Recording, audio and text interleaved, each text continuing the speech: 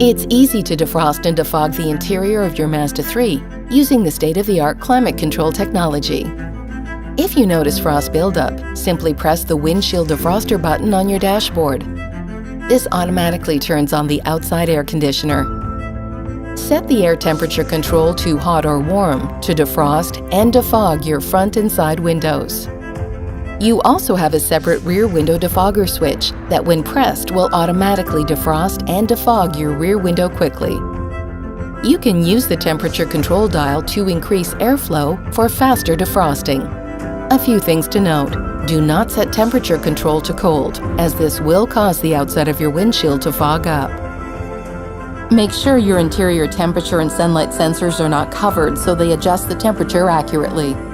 For more information about interior climate control, please see your owner's manual.